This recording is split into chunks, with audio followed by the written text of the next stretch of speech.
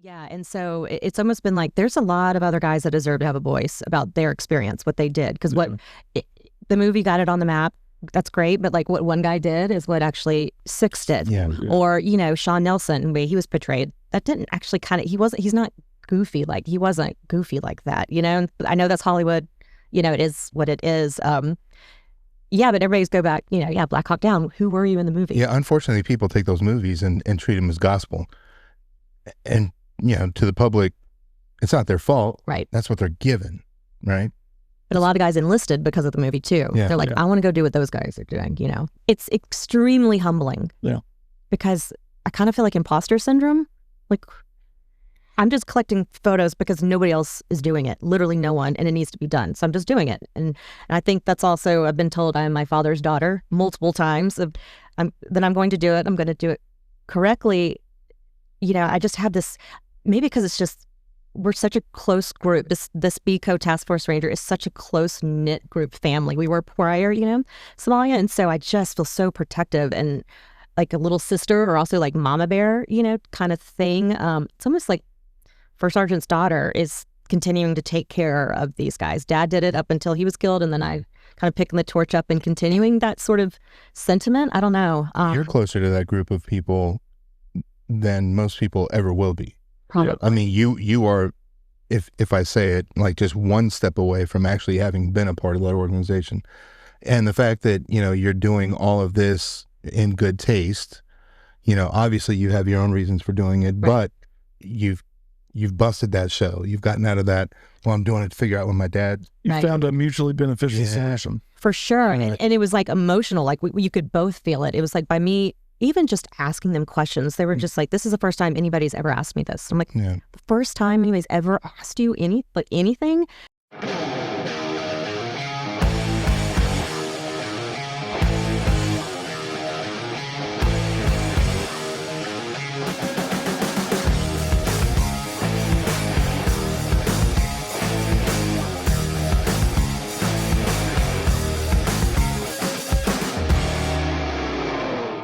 People are probably wondering, and you're probably wondering, like, what the hell am I doing here? And people are wondering the same thing. Who is Tara? So we're going to get into that. Your father, everybody knows from, Somalia, Black Hawk Down, and everything else, at least those who studied it, was First Sergeant Glenn Harris. Correct. And what do you know, like, from his history? When did he go in? He went in and delayed entry in 77. He was a senior in high school, and then 78 joined, and then went to Fort Lewis, 2nd Battalion. Okay. And then, 2nd Battalion. In the middle of all this, my parents got married. They were high school sweethearts out of El Paso, Texas. And so he joined out of Fort Bliss, but then went to Fort Lewis. And then they moved from Fort Lewis to Vicenza, Italy. Okay, so he went to Fort Lewis as his first assignment as an infantryman then. Yeah, ACO, yeah. Oh, you know what? I brought his experience and records for it, because I knew I would forget. What? Yes. What? Look at that. So yeah, And I haven't seen one of those in a long time. Yeah, so this gives his entire run through of all the things. This is a old 201 file. You would not believe all the old stuff that Is that an ERB before ERBs? Yes. Yeah. All right. probably. Yes. Yeah. This is definitely old. Rob is very familiar with those. I'm kidding. I should have brought the rest of it then. Wow. Actually, I am. So he went first from AIT to 2nd Bat, 75th. Yep. So when you said Fort Lewis, I was trying to think. When you said 2nd Battalion, it was like, okay, 75th Ranger Regiment. And after that, he went up to... Yeah, Bovolone basically secured a NATO site at the time. And that's when you were born. I was born, yes, in 83. In Italy. But my parents were in, I guess they got there maybe 80, 81. So yeah, they had 3 years being 19, 20, and years old in Europe, and then finally had me. Yeah. And So how long were they married then before they went off to Vincenzo? Like 5, 6 years. Oh, wow. So Yeah. Wow. Yeah. he was actually married He was. when he went in? Yeah. Okay. Well, around the same time. So he joined technically in 77. They got married after they graduated high school. If anybody's wondering, this is typewritten. Yeah. From original typewriter. Yeah, you ain't changing the font on this bad No. boy. No. There's a little bit of pencil, but Yeah, I see it. you're not making that up. Yeah. Yeah. and I was making notes because I have this huge book because my mom gave me everything of his entire career. So he was almost 16 years, but when he died, so 16 years of his career is like in this, I don't know, 6-inch binder, you know, and I started doing it in chronological order, which again was like, oh, he did this, oh, he did that. Wait, what is that? You know, and I was writing everything down, and then one of the last pages in that binder, I found that. I'm like, oh my god, like Yeah, there it all is. there it all is, yeah. So in Vincennes and everything, do you remember much about Italy other than? No, I don't remember anything about Italy. How long did you guys end up staying there? I don't have this thing.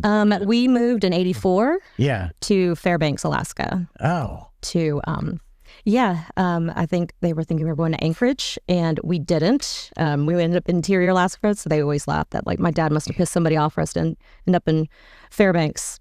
From there, Do you recognize the 327th Infantry? Maybe they were rebranded into something else and reflagged because. Wait, that's an NCOER. Oh, brought that too. Oh, hey. I brought all the goods. Yeah. That's one of his. I think that was his last one. But I'm not quite sure what he was doing in Fairbanks, but I do remember a little bit of Alaska, a little bit. My sister was born there. But again, it was.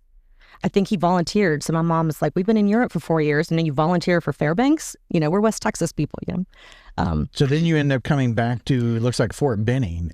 We're coming to Fort Benning. Yeah. Yeah. From Fairbanks, and then in '88, he was assigned to Fort Benning, Ranger instructor, and then senior Ranger instructor, and then kind of worked his way up. But he moved up the chain pretty quickly, but married the whole time. So he seemed a lot older than what he was, just because he was married and he had 2 kids. You know.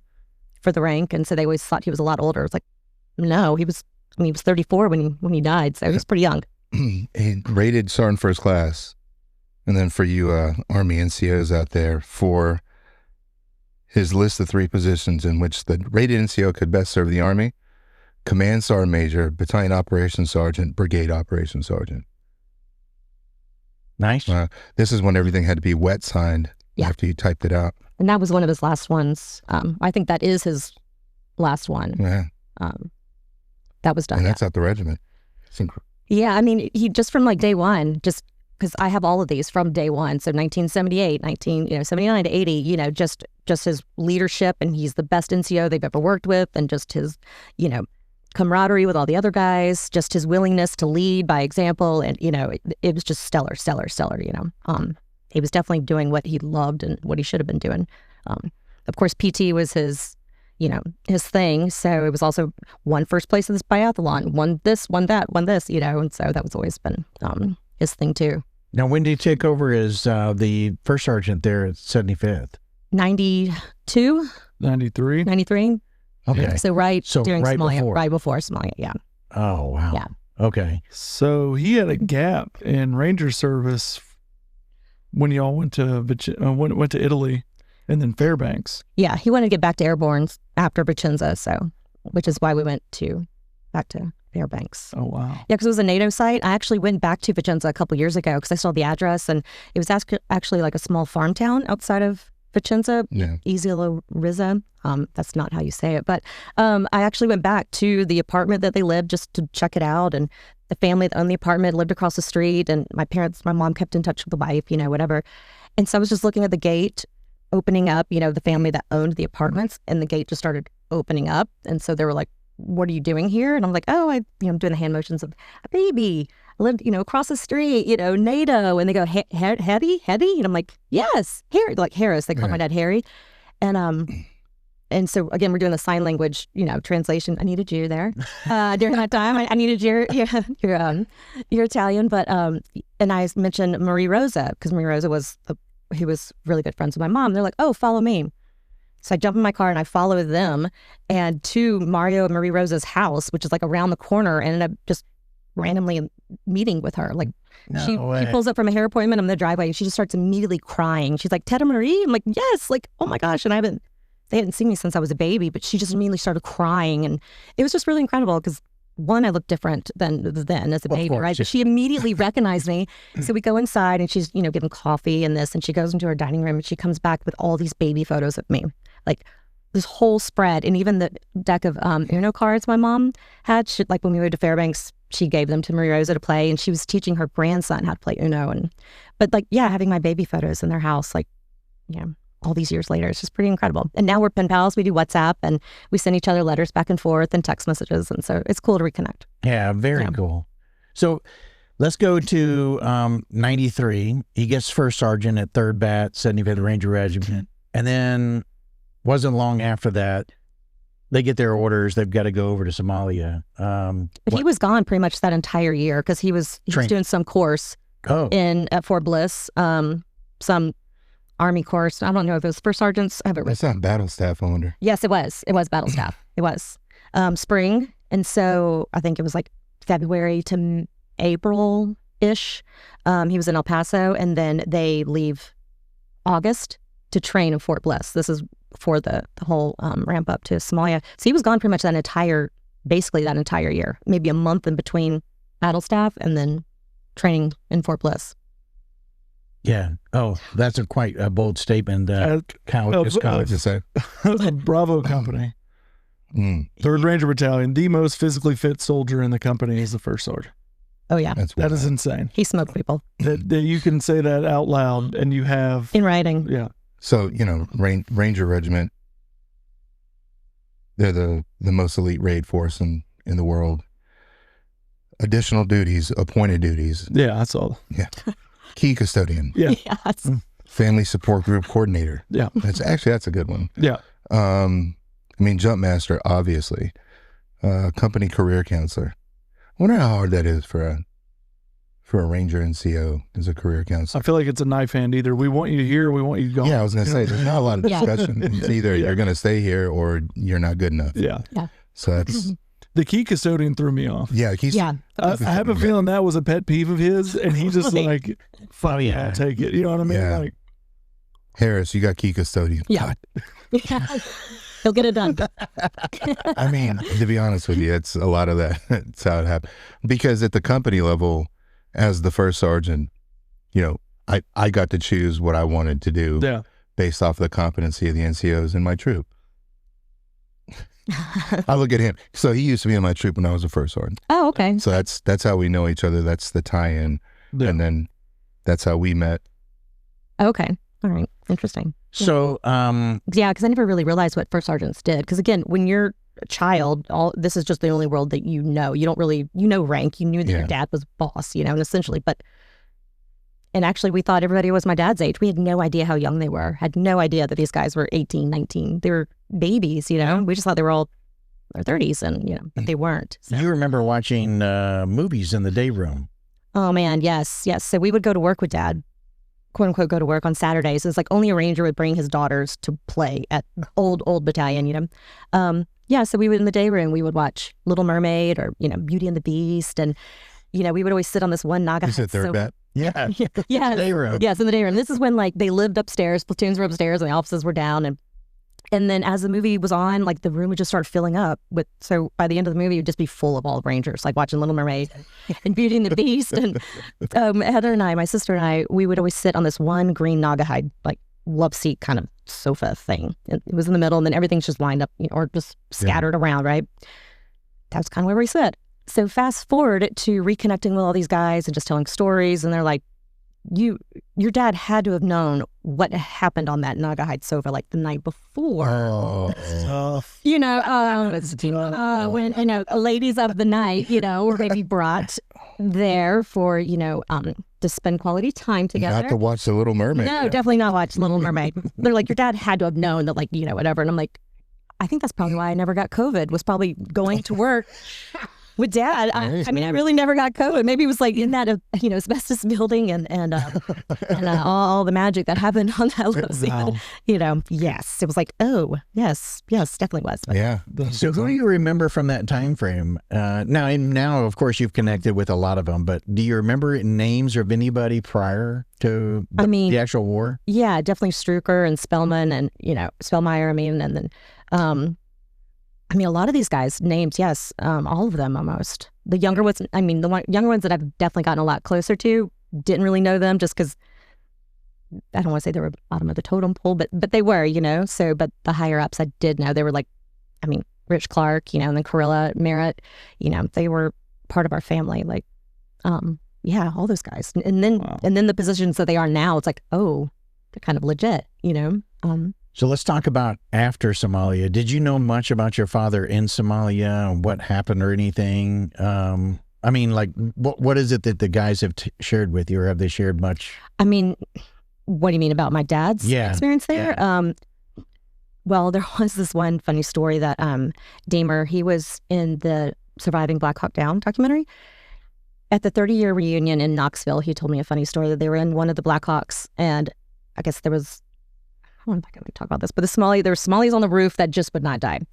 And my dad was like, scoot over, picked up his rifle. I guess there was a grenade, something attached to the bottom of the rifle. 2 or 3. Yeah. And perfectly lined it up, and just, it landed perfectly on top of this Somali and obliterated him. And he was like, it was the most beautiful thing I'd ever seen. Your dad, I mean, he just said, get over, move, and picked it up and just shot it. And then I was like, oh my God, it was such a Ranger response. That was the most beautiful thing he'd ever seen, but just like the precision of the shot. And then, I was like, oh, wow, really? Because we don't know anything, He didn't come home and talk about what he did. He definitely didn't after Somalia.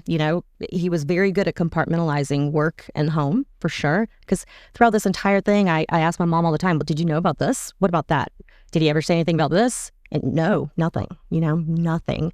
Maybe the better question is well, maybe not better question, but when was it when you had the realization of what he went through? Like, when you appreciate it. There was, whenever he would get back from whatever, he would always, in the driveway, unload his rucksack and just kind of get organized and get everything, in line, just check, double check. Little horse saddle man going on. Basically, yeah. My sister and I were always scavengers for the little mini chem lights, the little mini ones. Oh my gosh, we were obsessed. And so his helmet was, and he did this, his helmet was there to his side. My sister picks it up and put it on. Back K-pots are pretty heavy, right? And so it puts on her head.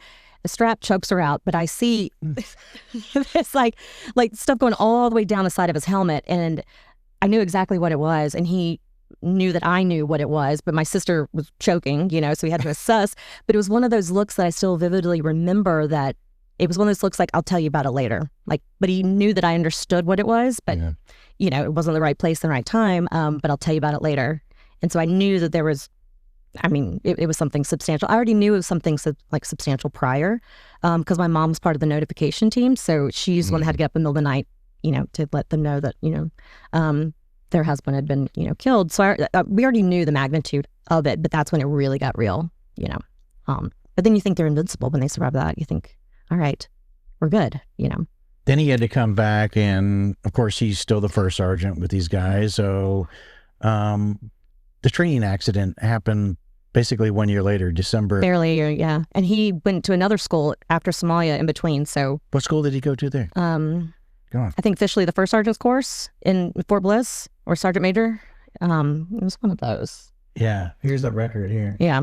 It was like a month course. It stops at first sergeant. It must have been the first sergeant course. Yeah. So yeah, he was gone for a couple of months, and then, you don't really realize how much time they're gone until, as an adult, you don't have a concept of time. And it was weird if Dad was home. So, they were gone all the time, but really going through all this and looking at dates, it was like he really was not home. Like, these guys were never home. So yeah, it all kind of just seems like he was gone for 2 years, And then, and the training accident was barely a year later.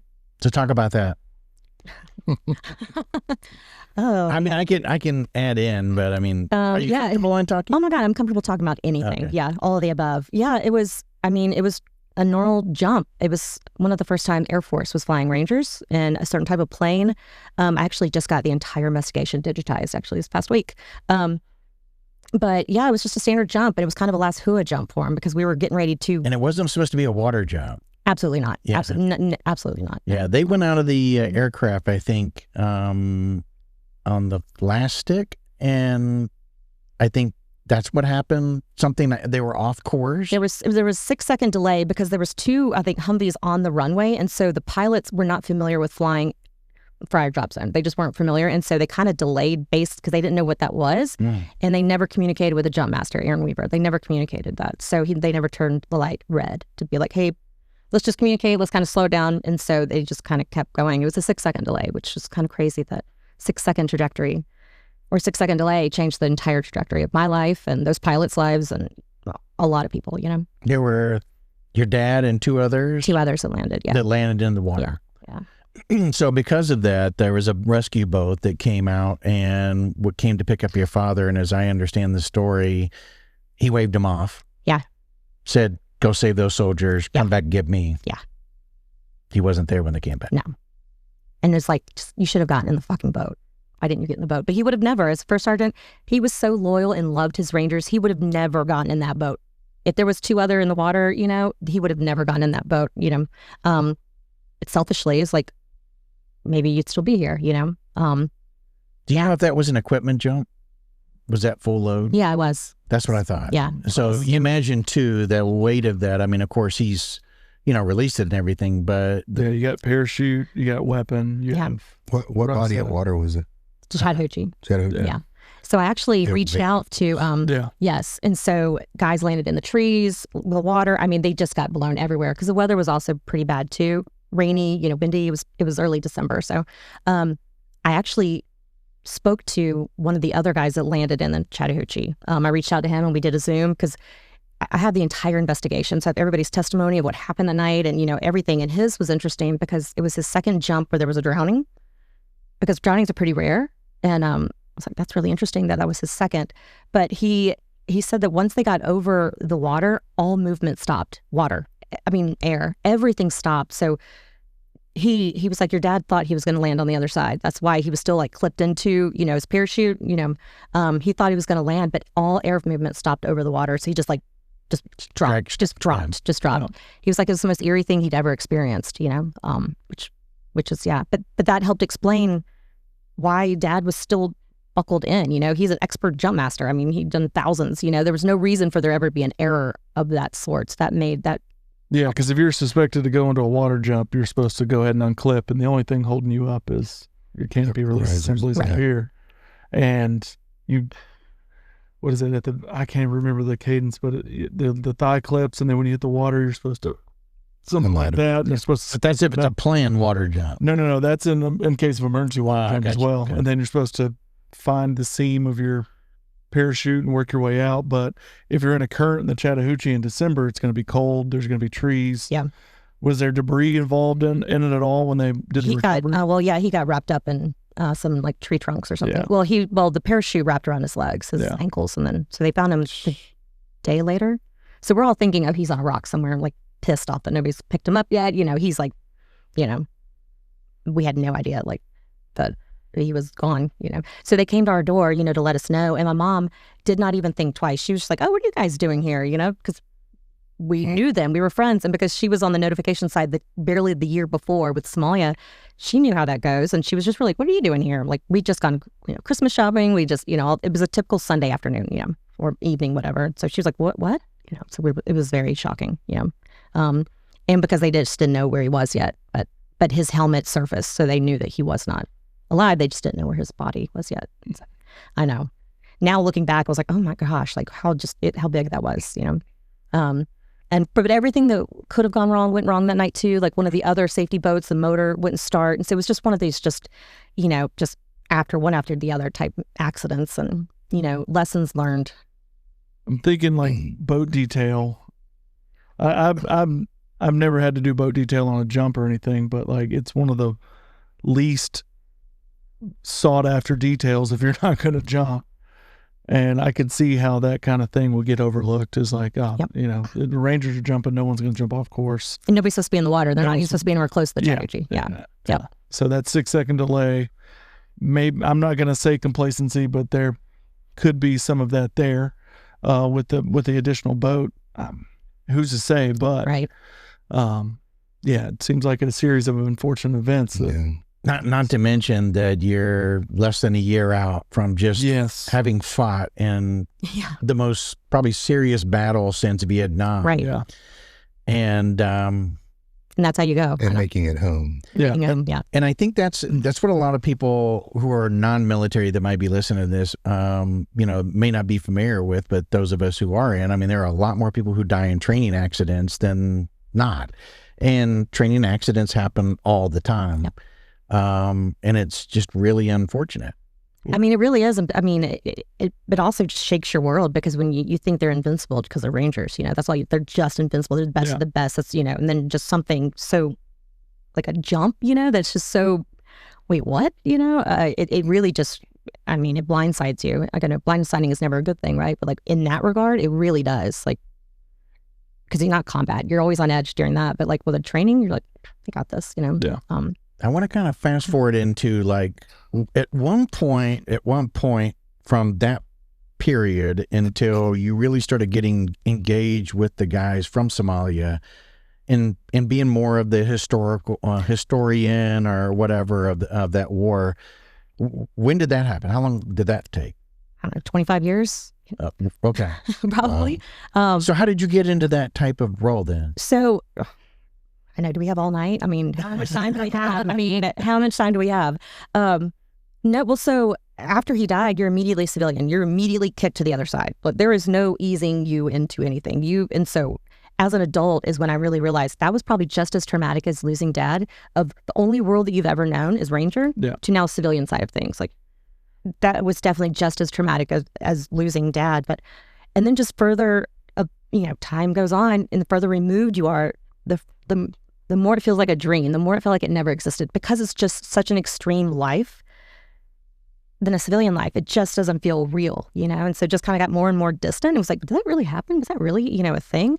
And then, I don't know, 15 years ago, my mom was moving and gave me all of my dad's stuff. I kind of became the family historian too, just the keeper of all things. I think with the interior designer brain, I just organize things well, and I have things all thought out and intentional.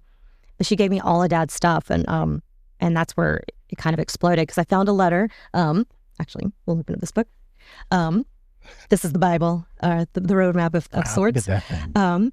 I found a letter from Private First Class Hurd, and he wrote this letter to my mom 2 days after the accident, just saying the impact that dad had on his life, from, fast moving, road marches to... Are we allowed to read this? Of course. Oh my God. Yeah, of course. Absolutely. Yeah. Yeah. Bad time to tell you I'm illiterate. Don't mess it up. Dear Mrs. Harris, 6th December. I wanted to write you this letter to express my sadness and regret for your husband. I guess the best way is to tell you how much he affected my life. I remember the night I met Sergeant First Class Harris. He was platoon sergeant for 1st Platoon, and I was a new private. Well, I had to tell him about myself, and when he found out I was married, he had me doing push-ups. Incline. Yep. He said my wife would preoccupy me, and I would be the first one in the room to quit. A few months later, I was still in the platoon, and we were road marching back from Friar DZ. It was late, and we were moving fast. Sergeant First Class Harris walked past me and said, "Good job, Hurd." I wonder if he knew how proud I felt that night. He was constantly putting the challenge to us and saying we couldn't do it. Naturally, we had to overcome. We couldn't let him down. From platoon PT to 20K road march or movements to facing our biggest challenge, a near catastrophic night in downtown Mogadishu. First Sergeant Harris was a great man. He left me with so much that I will carry on through life. I have so many stories that I could make you laugh or cry. I am proud to have known him. Brian Hurd. Wow. And I mean, if you flip there, but that's what it was like, oh, I wonder if there's other stories, because he was with them obviously way more than he was at home. And so these guys knew who he was. So that Brian Hurd's letter just opened up Pandora's box. So I started reaching out to all of the rest of the guys and actually used this right here. It's like my roadmap. This is Biko. It's like Ace Ventura trying to figure out which dolphin. Can you share that? Totally, yeah. So my dad's at the bottom right, but then, of course, second, third, weapons platoon. Wow. So it's kind of my roadmap of guys, I guess. And I just started reaching out and, seeing what, do you have any memories or stories or, anything you'd love to share? Because, again, this is pre-internet. We don't have photos, or anything. So if you have anything, we'd love to see them. And I would love to get to know who dad was, good, the bad, and the ugly. Like, I wanted all of it. And so it just started like snowballing. Yeah, so you started getting photos of like individual photos, like somebody snapped the picture on an old 110 camera kind of thing, and they brought it back home, and it's their photo that no one else has either seen as well. Right. Yeah. Boxes and boxes of photos. And that kind of started snowballing into something bigger later on. But just like individual photos of Dad. Yeah, they had. They're like, yeah, this is when he let us, you know, when they were getting ready to go to Haiti, and Haiti was called down. So these guys all were like, they were ready to go, you know. So they had to unload, you know, the plane, whatever. And so he let them all just basically wrestle, and he let them dog tie them, and, you know. Guess what they're doing? Getting pinned, maybe. Someone's getting promoted. That's it. I know. I was like, look at Dad's mustache, you know. Wait, He's the brace man. Yeah. he's got a mustache? Where? Yeah. Where? This must have been. Where is that? Benning. That's Benning. That's outside of Battalion, old Yeah. Battalion. I don't know of any Rangers that had any mustache. Or maybe you it's a do. shadow, but yeah. If Dad was going to do it, he was going to do it then. We're like, Dad had a mustache? We don't remember that either. But, but you know, Kurt sent me that photo, my Kurt. And so, yeah, they just like onesie twosie photos just started kind of coming in, and in stories, you know, about Dad letting these guys hog tie him, you know, because he loved being, you know, he's like, they got to let off some steam. And he was like, wait, Dad let you hog tie him? And there's some photos in there of him just like hysterically laughing about it. Yeah, here's a photo of them on the beach, Somalia. It looks like. Yeah, so there, you know, Pila was killed, and Brad Thomas, Dad, and McLaughlin. Was that in the documentary? It That's- was. It was. Yeah, that one made. Yeah. Yeah. Yeah, that was one of my photos. Yeah, Yeah. I didn't want to say anything, but yeah. it was. Yeah, Yeah. and I didn't want to be like, you know, too like, can my dad be in all of these? But I just, of course, that was one of the photos. And then when they finally selected the final photos, and that was one of them, I'm like, all right, good. So explain what we're talking about, because you were helping the Netflix series. Yes. So I was basically the archival consultant for the Rangers, just with photos, videos, digitize, like all the things regarding. The hill Yeah, because these guys all had, right there, the airfield. you know, they would Oh, sneak a God. camera in, and I know cardiac help. Yeah. You know, they were able to sneak a camera. Horrible. Thank God they never got caught, because now we have all these photos. Yeah. So fast forward to that 30-year reunion in Knoxville. Well, let me rewind a little bit. So when the battalion moved to where they are now, they basically threw everything away. Photos, paper, everything, because they didn't have file cabinets at the new spot. They're just like, we're just going to throw everything away. So there were no photos of anything, basically. Wow. Like pre-internet, early 90s, you know, there was nothing. And so leading up to the 30-year, I started reaching out, hey, do you guys have any photos? Because I was just going to put a slideshow thing together, just have playing in the background the whole time.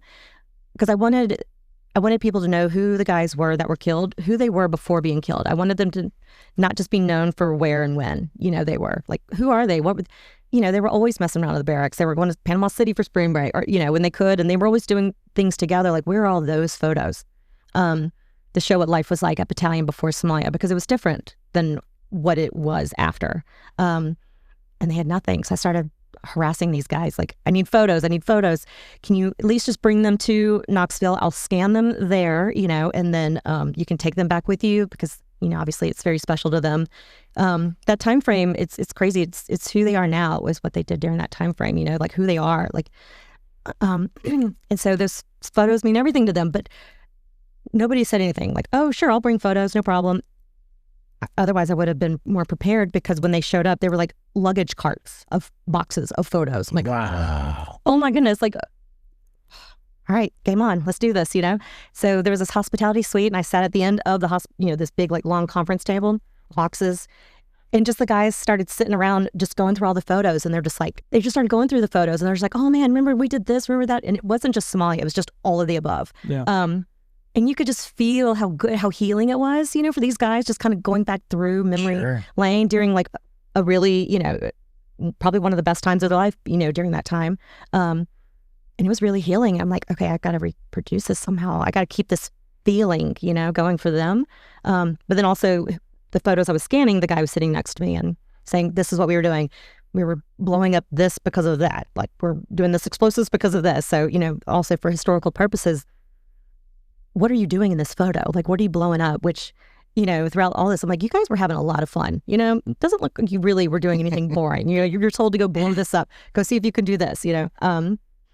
And so I really got to know who each of these guys were and what their role was within the company, you know, which, again, the more that I know, the more I can help or kind of play around with this huge puzzle, because it's like, I mean, unless you know this, there's no way you can like learn this, like how things operate within a battalion, within platoons, within, you know, it's a lot. You're like, wait, who does what and why? And so I've definitely been doing my due diligence and reading a ton, but just sitting down with these guys and learning what they did specifically. And it's also incredible because Dad actually knew each one of these guys like individual, like, you know, who was married, who wasn't, who needed this, who did, you know, who didn't. Out of all these guys, it was something really special. He probably had a sweet leader's book. Yeah. Probably. I'd love to find that, you know, like. Well, I'm just looking at this and seeing that your dad probably had a great leader's book, because that's just the way you are with yours. Oh, really? Yeah. Just. I have been told I am my father's daughter. They're like, you're definitely a first sergeant's daughter. That makes sense. 80s, 90s, big time, like leaders books. You go to a promotion board. The fact that you see this sticker on the front of it, the green books that you would find that were this size with that on it. Yeah. Oh, exactly. Yeah. And actually, that book's from Paris. I'm like, oh, I love Paris and I love Dad. So let me just put this together, you know? Yeah. That's the most badass thing that the French have ever seen. Right. Which we should give them some credit, though. They did help us win. So how many out of this photo here have you been able to make contact with? Everyone? No, definitely not everyone. There's like 100 dudes here. Yeah. It's been a lot easier because not everybody's on social media, too. So it takes like Brad Thomas or Kevin Matthews, who really opened the door of like, you really need to go talk to so-and-so and then so-and-so. And then they open the door to this other. Yeah. You know, because as they're getting older and they're not getting, they're getting a little more curmudgeon-y. I want to be nice about that, you know? So they're not as easy, but I just harass them until they say yes. I'm like, if you don't, just say no. Just respond back to me and just say no. Yeah. But I won't accept that. But maybe I'll put you to like the end of the line and I'll harass you later, you know? But some of these, then it becomes emotional too, because, you know, it's like a time period in their life where like you really understand the impact that Dad had on their life, and it's really emotional for them to talk about, which I have been shocked to experience. I guess wasn't expecting such a strong emotion from some of these guys about Dad. You know, from the standpoint of a leader, though, this first letter, the first one you read, the one that Sean read, is everything. Yeah, that is absolutely everything. That is what you do it for. Yeah. And it's incredible just the loyalty he had for these guys. Like, you know, there's some of the other counseling forums, he got in trouble all the time. Like he was written up for, you know, BDUs, Somalia. He was on the documentary as well, but something about BDUs, and Dad didn't think it was a big deal, and Dad got in trouble because he didn't have to beat Somalia. It was something so petty, but he was like, I'm just not going to do that to him. I'm going to I'll take the brunt of whatever happened, you know? He was fiercely loyal to these guys. And so it's something really special to see. You definitely start feeling, and I think this group of guys are the closest by far out of all, maybe, I don't know, groups of guys within regiment, not just third, but they are so incredibly close. And I don't know if that's just because of the time period. I don't know, just because of the leadership that want them to. And obviously they went through a lot too together, but I think it's everything you just said. Everything. Yeah. But then you see the power of leadership. You see just the power of, you lead by example. And, you know, some of the stories in here of like, I am who I am today because of his leadership, you know, I will never be late again. Well, you know, just like little things, and it's just the power of good leadership. But also you see how toxic bad leadership can be, and how just simple it is just that, or just being a good person too. You know, you can, you know, be a shit kicker, but just being nice about it and respectful. And then, you know, because it's a really intense environment. You know, it's so, I think what's great about this is that a lot of times, you know, there's been statements made about, what do you want your epitaph to say? Did I say that correctly? Yeah. And, you know, your tombstone or whatever, what do you want people to say about you and remember you by? Because let's face it, you know, when people do pass away, you're pretty much, that's it. You know, it's not too much longer before they forget about you. And unless you left something like this, which was the positive impression, you know, you made a difference, or like you said, the things that, the small things that you thought, you know, no one ever noticed, but people paid attention. So what's great about this is you're keeping not only your father alive through this in the memories of him, but also all those who also perished and unfortunately passed away in Somalia, because their stories also talk about those individuals that you've captured as well. Yep, 100%. Just keeps, keeps them alive. Yeah, because otherwise, like my biggest thing was like, he would be forgotten about. I know he's not, but it is a fear, and I know I'm not the only one that would ever feel that way, just because, again, you're kicked out to the civilian world. You're not part of it anymore. So how would you ever be remembered? It's easier now to stay connected because of internet, email, you know, all that. Then it was impossible to stay connected. You get transferred out, you move over, it was just impossible. So you do feel like you could be forgotten about. And then by this, it's like, oh, shit, he was not at all in any capacity. So that's really, How did Netflix reach out to you? Or did you contact them, or how did that work? No. I mean, no. Well, it wasn't Netflix. I guess it would have been the producer. Yeah, Ridley Scott Productions. Yeah. Oh, just Ridley Scott. Quick name drop. I mean, yeah. Yeah. I'm really popular in that world. No, one of their assistant producers actually came to Knoxville and saw what I was doing. And again, I was doing that just to document and preserve history and to preserve it. And that's it. And they saw that I had all the goods, basically. And so they reached out a couple days later and was like, we need your help. We need what you have. But I was very, very clear and very sensitive to, like, this is for just preserving history and legacies of Rangers. And, I'm not doing this for a TV show. I'm not doing it for a movie. I'm doing it only to preserve legacies and history. So I'm not sharing anything unless I get, like, written, what are you going to be using this for? What are the details around this? And I get, specific, like, the okay from the guys, like the photos, of the guys, because I don't want them to ever think that my intentions are for something else, right. Because it's taken me so long just to get, because trust is everything when it comes to stuff like this. And it takes a long time, and it took me a long time. And, I infiltrated in, I'm in, but I didn't want anybody to ever misunderstand my intentions for this, that I'm doing it for a TV show or for any sort of ulterior motive. Yeah. And I was very serious about that part. And so they're like, yeah, okay, yeah, let's do it. I'm like, okay, all right. And something I don't think a lot of people realize is that the emotions that you dealt with or deal with as you make contact with these folks, it is real, it is raw. And a lot of that has to do with not having that mental health, that wellness, that education, all this post-deployment help that we get and all the federally mandated stuff that we have to do. That didn't exist back then. When they came home, they just came home, they're demons. And then you're going to train and you guys got to get back up on that horse. Yeah. So, I mean, kudos for you for being able to not only reach out to them, but also, preserve history and legacy. You're experiencing all of that. I mean, it's raw. Because they're starting to talk now. And I think maybe 30 year was the magic year, maybe, or right place, the right time. But it's like they're a conduit to my dad. Like, they're a conduit.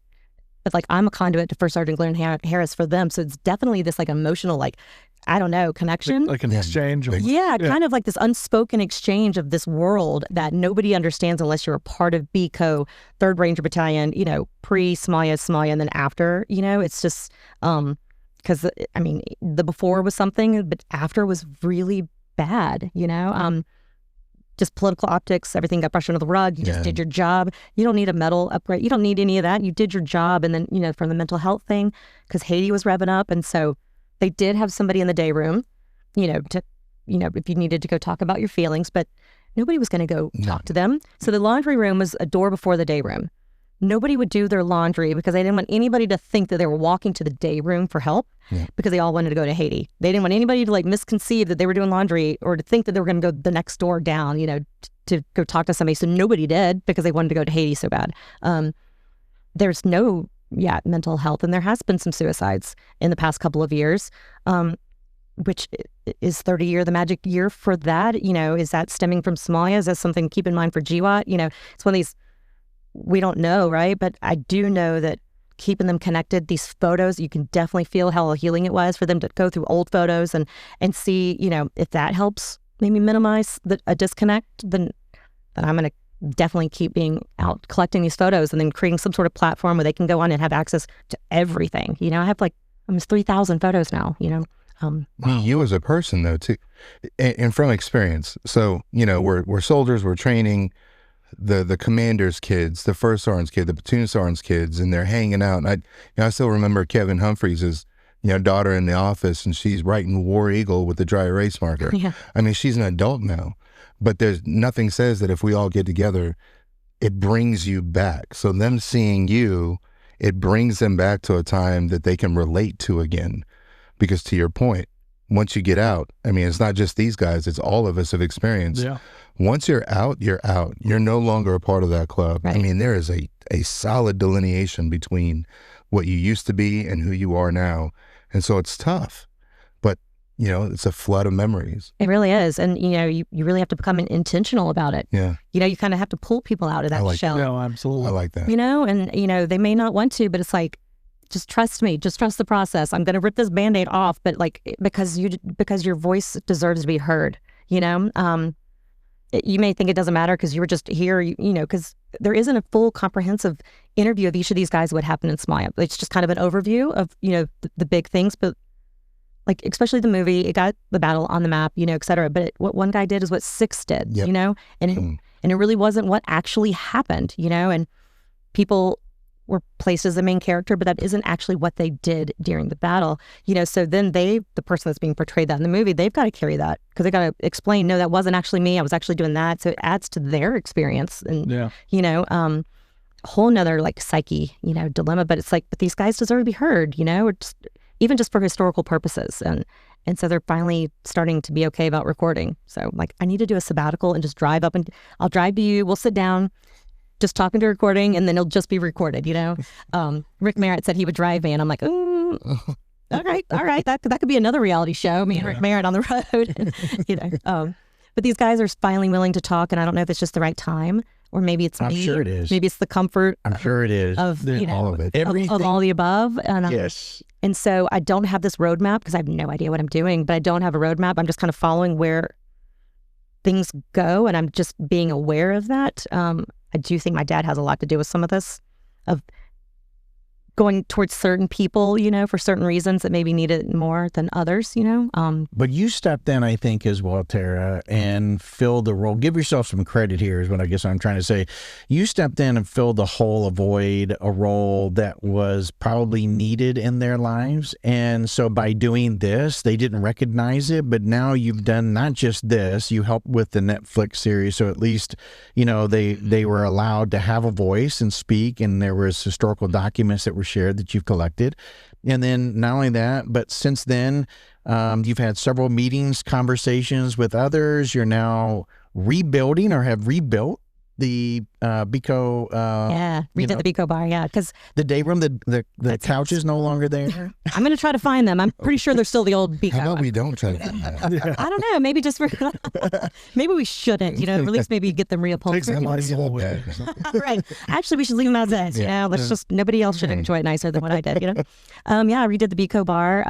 So after they got back from Somalia, Dad had the actual bar built. Because a lot of the guys were under 21, they were getting out of the hospital, recovering. They needed to go get a beer somewhere.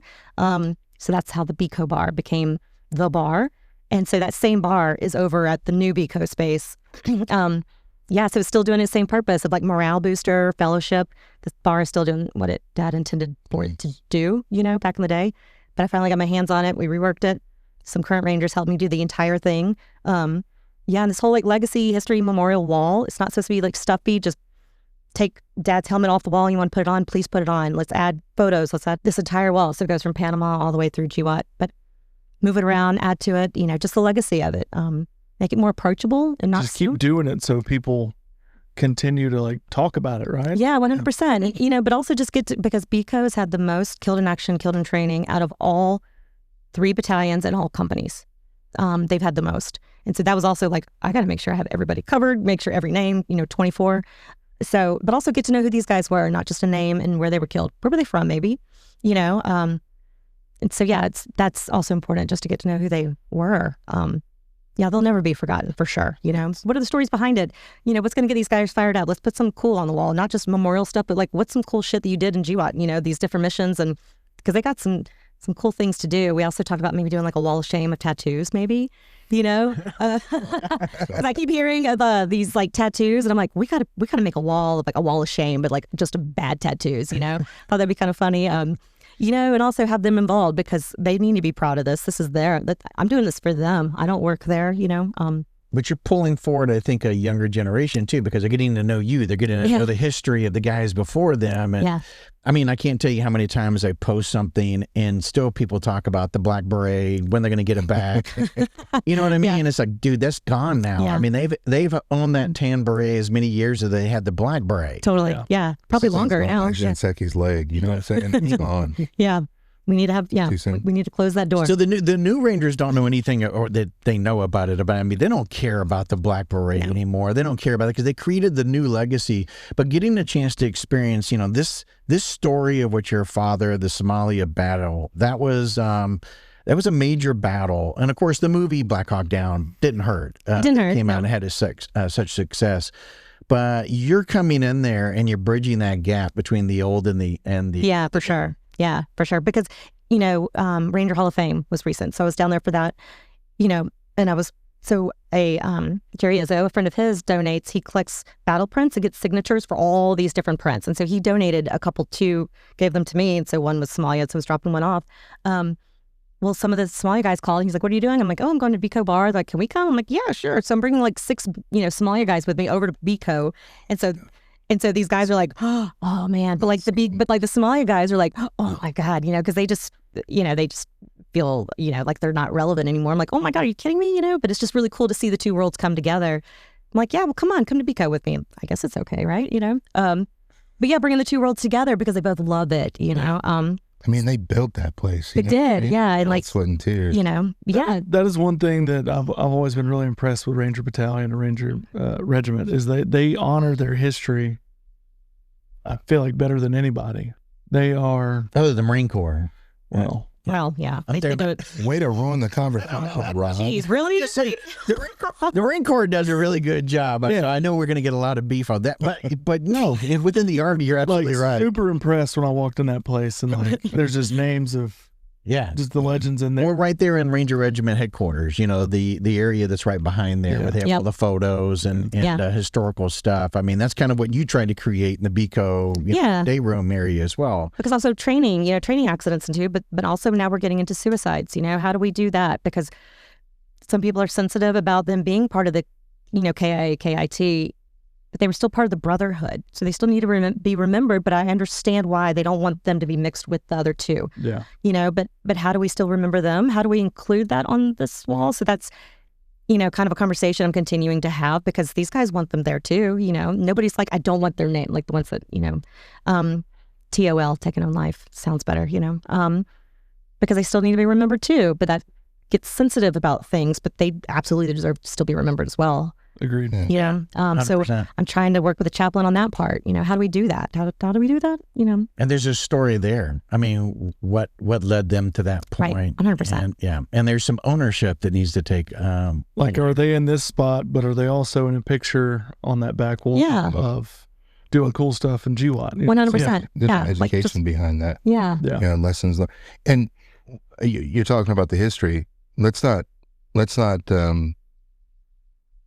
lessen the amount of history that normal conventional Army units. Yeah, no. We are full of history. So to say that the Rangers do it really, really well. It's the continuity of keeping the history. Correct. That is what, because you might have a command group that for 3 years, they're all about it. Yeah. The next command group gets in there and they're not. Yeah. So you have this gap. Yeah. I think, I mean, and it has a lot to do with, longevity because you get the Kevin Humphreys of the world that's, been in the regiment for double-digit years. And so I can see that. But we're complimenting the Ranger Regiment because, honestly, the Army does a fairly decent job of keeping its history going and celebrating it. The Rangers, you're not going to get too much beef. You're all right. The Rangers, you're not going to get too much hate now. You let me know I don't care. You let me know what they do. I will say this story is going to continue because, as you know, because you helped arrange it, Jerry Izzo is coming in, and it will be the next episode following yours. You're kind of the lead in. Oh, Lord. Yeah, and Jerry is one of the original 5 160 SOAR pilots. Nice worker, for Somalia. So we're going to be talking with him, and I think it's important. I wanted to try to do this right around the release of the movie. We had talked about it, like, it'd be really cool and everything. Timing didn't work out for various reasons. I'm still glad that we're doing it. And I think that if you're somebody who knows somebody or you were engaged with Biko in this time period, especially Somalia, please reach out to Tara. Yeah, or prior to that, Fairbanks, if you were, or Alaska, or, a lot of the guys, Ranger instructors have definitely reached out. Oh, I've got some photos, of this and that, really any photos, honestly, because they were all thrown away. So any pre-internet 3rd Ranger Battalion, and it doesn't have to be Biko because this has now kind of started to expand to all companies, you know, because it's not digitized. Nothing is digitized, which is bananas to me, which is why I'm going down to MARD Regiment. Because the leadership now, I really am thankful that they let me come in and sit down and scan all these photos, you know, like old school, like historic, you know, photos that they're totally willing in letting me go in there and do all this. Otherwise, I mean, things get lost over there very easily. And then that means these photos are gone. I mean, there's not a digital version of it.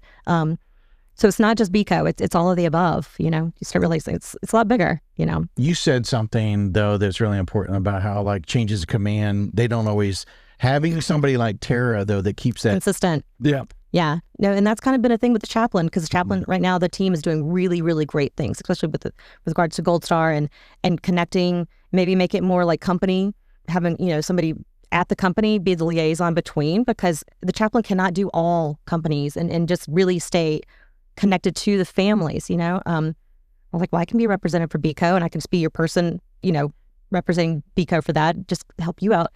But he's going to transfer out, so we're going to have to start this conversation all over again. So yeah, the continuity and consistency is hard. I mean, it's just nature of the game, beast, really. And especially when it comes to digitizing, being allowed access into headquarters. I mean, not everybody's like, yeah, sure, come on in, do what you want, you know. So it definitely is leadership. But leadership now is really, they really care about the well-being of these guys and like the quality of life, which is why the day room, getting my hands on that now, helping them. Like, they need somewhere to unplug. They need somewhere to, like, you know, rewind, you know, unwind, play video games, play movies. Apparently they like playing poker. And there's a drum set down there that I guess some guys are good at playing drums. They need to get outside of that. And then leadership now are like, yeah, let's do it. That's kind of a leadership flex, though, if you have something like that. Big time. That we're see how well we're taken care of. This lady was the daughter of the first sergeant in 1993, and she's still around. Yeah. Yeah, for sure. Yeah, that's huge for a leadership team to be able to do that and be able to say that she will be here until she doesn't want to do it anymore. Yeah. Which I'm like, I don't know if I'd ever not want to, because who would do it right, you know? I mean, who would I give this to, you know? That was good. Yeah, you know. You know, because you see immediate quality of life. You see the response from that, you know, especially the young guys that are just getting started. You want them to, like, really want to stay in, because recruitment's down and, you know, retention is, you know, down, you know, because it's peacetime, quote unquote. You know, it's like, what makes them stay, you know? So yeah, we're gonna do a whole outdoor. Yeah, we're gonna do some cool shit. Yeah, don't give away the whole beans. I won't. We'll talk about that later. Yeah, I won't. So, how do they get a hold of you? Email, Instagram, phone, text. All right, I'll put that on the show. Do not link her phone number. Me? Do not link your phone number. Actually, remove the phone number. Remove that part. Unless you're cute. Just kidding. Definitely put that information in there, because I got to believe that there's, you know, second, third type of easily of people. Like, I know a guy that knows a guy that knows a guy. I need to put him in contact with Tara. Let's go internet, do your thing. Yeah, or if you have anything that, you know, you want that means something to BCO and you want it to go somewhere and you know to be safe, let me know. That would be great to add to the BCO wall, you know. Yeah, the historical wall. Yeah, the wall, because I mean it will be safe there. That would be great too if you have something that wants to go home necessarily. Do you have, like, pictures of anything, like of what you're doing, like the current project? Yeah. Can we see those, or is it possible? Yeah. Well, we'll share them on. That's what I'm saying. Oh, okay. I want to see it now. I got some guns approved to go up on this wall, and I'm like, if any go missing, the gold-plated Iraqi gun, I'm taking that one because it's pretty cool. Yeah. But I got that approved. I just noticed that. Speaking of gun, your ring. Oh yeah. Yeah, gangster. Yeah. Silent assassin. If you can't see it, it's a pistol that's on a ring. Yeah. Yeah, gold-plated pistol. Yeah, I'm sorry, gold-plated. Yes. Gold-plated, yeah. But also connect, you know, other families too. I have a ton of photos, so if you're looking for something specific, these guys are like, hey, do you have any from in, you know, Super 64? Do you have any from training in Thailand? I probably do. So if you're looking for anybody or you need photos, I probably have it, you know. Especially if I know that they've passed and I know they have kids, then I definitely put them in separate folders because I know that they've never seen these photos. And so I definitely share with other families, you know, for that too. So not necessarily just keeping for a wall or for my personal, an excellent point. I mean, because none of this exists digitally, you know, and I know how much it means to me to see some of these photos, then I know it means the world to them too, you know? Yeah, especially coming from a dependent, knowing what you're doing, Yeah. thinking of them now looking for a loved one. Yeah. Especially pre-internet, because again, we don't have Facebook. Can't log in and see what dad did, you know, Yeah. a year ago. We can't. So yeah. Terry, you going to come back again sometime and tell us, you going to make a Netflix 2 series? I may or may not be doing a World War II Rangers thing. I don't know. Maybe. Little Point Duhawk action. Okay. Maybe some Darby's Rangers. Yes. Maybe. Yes. Which I hope so. Which I know it's going. Arkansas. Yes, Arkansas. Arkansas. Full circle, Arkansas. That's right. Yeah. So I'm always in the mix, you know, with all of the above. It seems like once you're in, they're like, hey, can you do this? Most likely, yeah. Well, maybe you'll have to come back when Rick comes on too. Oh Lord, yeah. We go way That'd be back. awesome. Yes, I've known him since I was like 9. First, you're going to have to get him on. Yeah, first get him on. I'm just gonna have to kidnap him. Yeah. You know, that should be easy. Just to get in the car. We're gonna go to dinner. And we're talking about Sergeant Major Rick Merritt. Yes. Your godfather. Yes, and That's awesome. Uncle. I know all of the above. I know. I actually I know this is bad. So I attempted to date a Ranger when I was in my 20s, and somehow Corilla found out about it. Again, I'm not informing them of who I'm dating at all. And so he's, I think, in Afghanistan at the time, or I think he was Iraq. Anyways, so the guy that I was dating was also deployed. And so he sends me an email saying he received an email from Corilla that just said some things. And I'm like, oh, okay. Well, tell him I said, hey, I was actually throwing my mom a surprise birthday party, and I sent an invitation to him and his wife. So I said, oh, will you see if, you know, Mary Page can go to the birthday party? And he goes, absolutely not. Because he was a captain. He's like, we don't talk. I don't email with Corilla. Like, we don't talk. The fact that I'm receiving this email is, he's like, he was panicking. Oh, okay. Get back. Rick Merritt decides to have a meeting in his office with him. So he got, I don't know what Rick said, but like a week later, he broke up with me. He's like, I can't do this. This is too much pressure. I'm like, guys, how did you even find out? A, how did you find out? B, he was cute. Leave me alone, you know? Like, I know. It's like, you can't I don't care what he looks like. Stand at attention. Seriously, like, in my office, like, you know, Corilla and Merritt. Like, stand down. Stand down. It was so nice. It was so cute. I mean, but yeah, he broke up with me like a week later. But they were like, well, maybe if he was an NCO, we probably would have gotten, you know, we probably would have allowed it. You know, I'm like, oh, well, maybe. Well, now it's too late. Some heartache. Well, now it's too late. You guys now have ruined that. So that's. They probably knew too much. Have you looked him up lately? He might be ugly as a dog. He probably is. He probably is. Yeah. They saved me. Yeah. Yeah. But yeah, I was like, you guys, you know, even though Dad's not here, they definitely stepped in, you know, like throughout my entire life, which is cool, you know. But yeah, I'm like, how did you find out? Still playing the role. They are, yeah, which is special though. You know, you're still connected to this family, like regardless of how long you've been out of it or how long, you know, Dad's been dead. I like that. You know, like they're still there, whether you want them to be or not. You know? Your guardian angels. Yeah, essentially, yeah. Big brother that you don't want at this time. Not at all. Not when he's cute and he's, you know. Was he captain from West Point? Texas, I think. Yeah. Yeah. Oh, you got to be careful. You're giving them too much information. I know. These guys. I'm gonna get a comment now. These guys. Ugly, huh? I know who she's talking about. It's gonna definitely come out here busted right now. I'm gonna deny it. I know. Now I'm getting flushed. Now I'm getting embarrassed. Little Mermaid. Wait a minute. Couch, leather couch. Wait a minute. That's tough. Maybe I told Carl that himself. Darren, thanks so much for coming in studio. Thanks for having me. And we'll definitely do this again. I hope so. Thanks for having me though.